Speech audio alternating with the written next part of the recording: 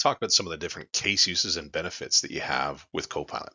For instance, you could get it to draft a proposal that is directed towards a certain generation without you having to type all this stuff out yourself. Well, you can get it to do it. Then it's just you going through to make sure that it's accurate and it sounds the way that it needs to. That way, it gives you more time to spend on editing and the creation of it.